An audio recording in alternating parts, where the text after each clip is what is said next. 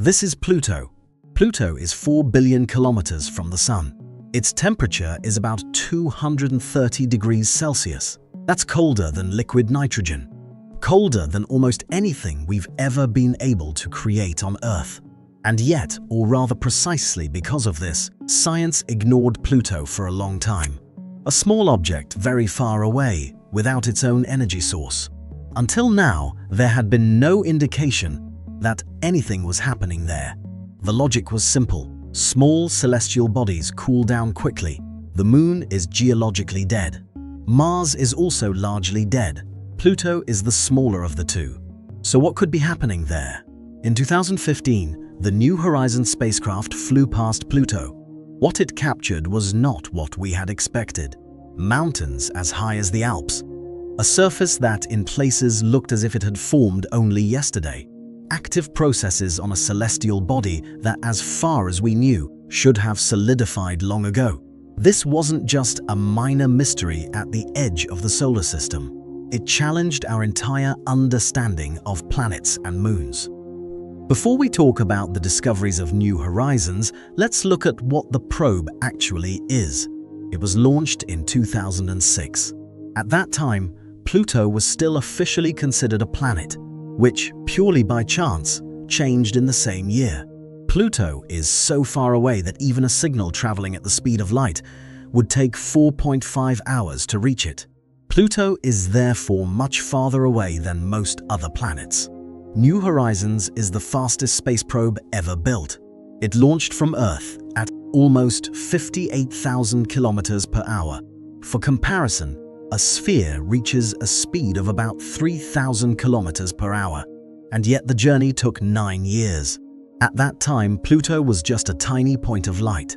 Even the Hubble telescope couldn't show just a bright patch with dark areas. There was an enormous difference in brightness, no detail. Nothing to indicate what was to be expected.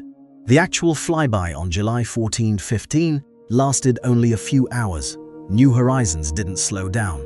It was impossible, too much fuel, too high a risk. It just whizzed by. At its greatest distance, it was about 12,500 kilometers, and then the first clear images arrived. Not blurry patches, but a real surface. Mountains, plains, structures.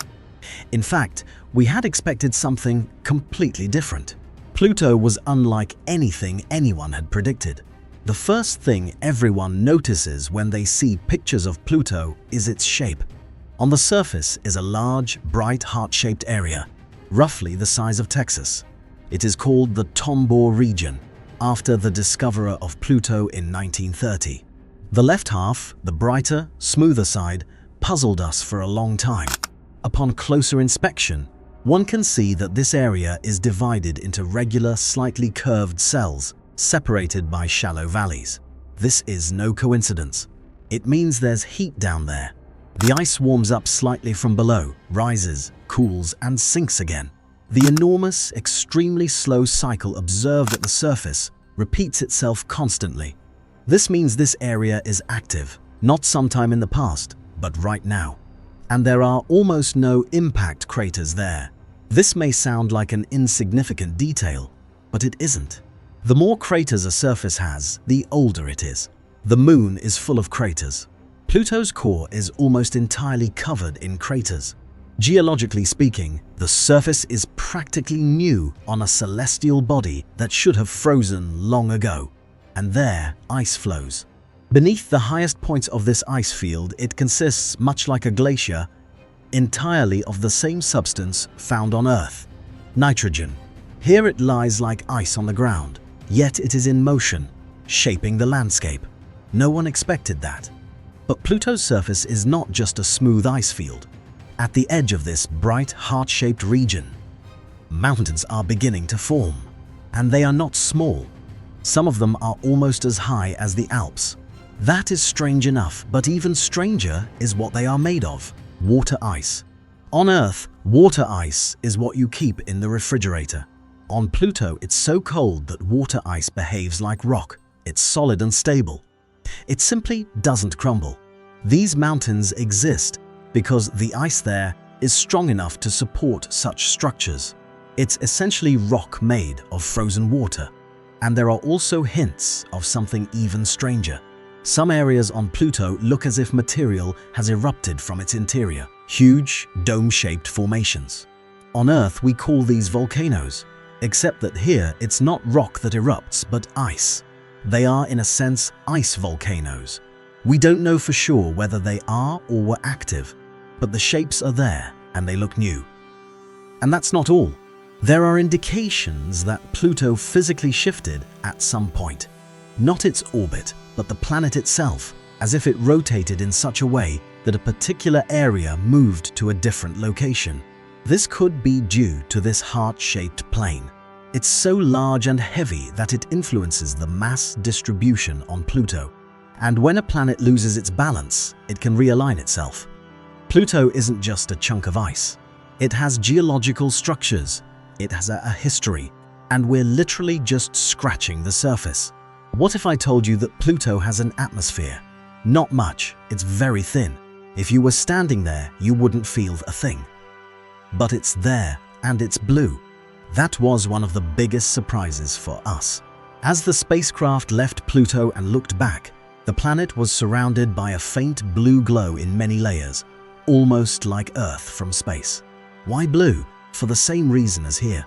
Tiny particles in the air refract sunlight so strongly that they create a blue glow. The particles on Pluto, however, are made of completely different materials than ours, and its atmosphere is unstable. Pluto's orbit around the Sun is long and irregular. A Pluto year lasts 248 Earth years. Depending on how close it is to the Sun, its atmosphere changes completely. When Pluto is farther from the Sun, it gets so cold that the atmosphere literally freezes on the ground. It falls to the surface as ice.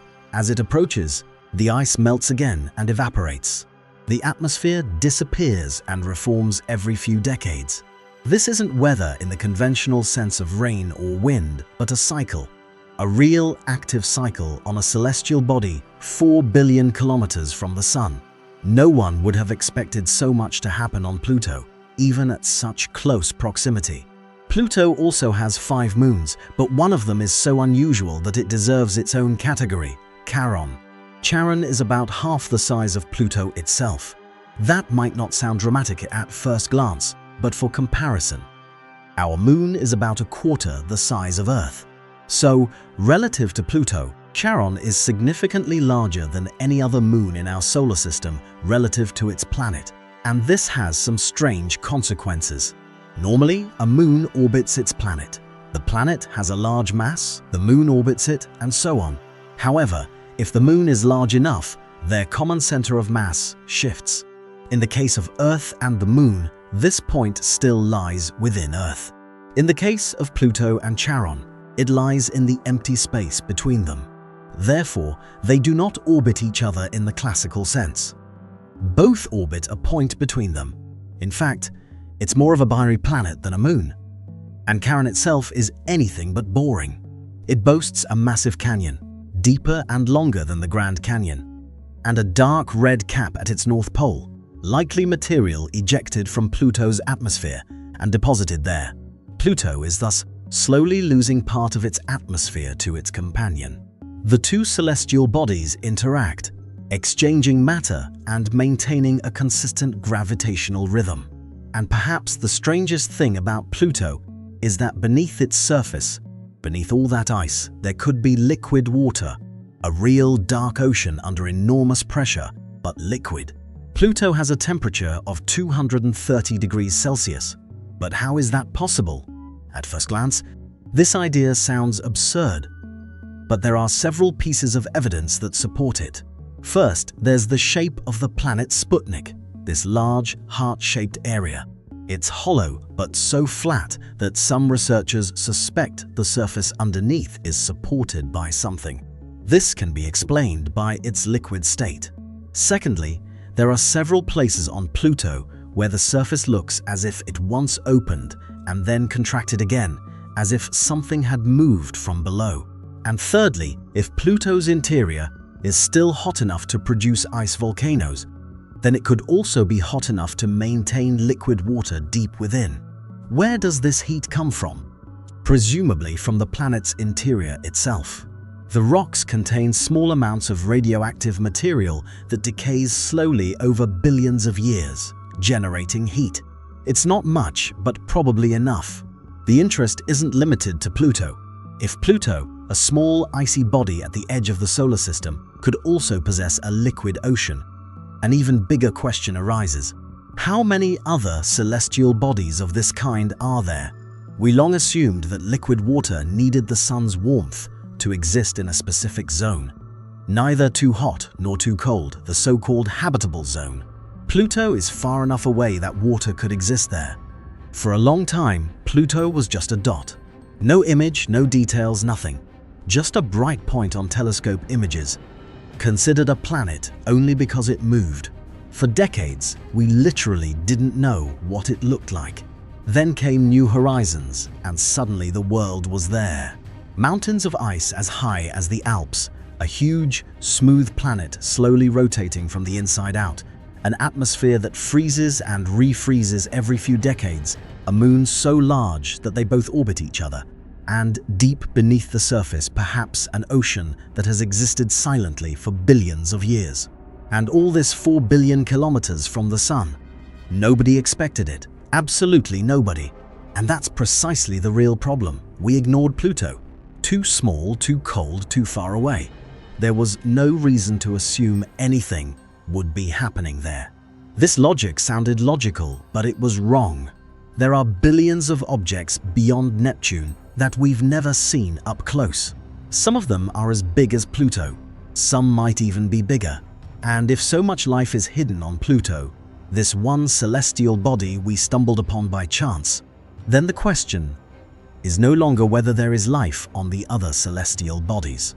The only question is how much. We always imagine the solar system like this: the sun, the planets, and then emptiness. But emptiness isn't empty. It is full of planets we know nothing about. Planets for which we haven't yet built detectors. Planets that are probably as active as Pluto, or even more so. The New Horizons spacecraft is still on its way. It is now so far away that a signal takes over 9 hours to reach us. Eventually, its power will run out, and it will fall silent somewhere in the darkness, among the stars. But what he left behind has endured to this day. Not just images, but a completely new perspective on our solar system. Pluto was never a dead dwarf planet. It was a world we didn't understand. The only honest conclusion is that there's probably much more to discover about it. I hope you enjoyed the video, and I'll see you next time.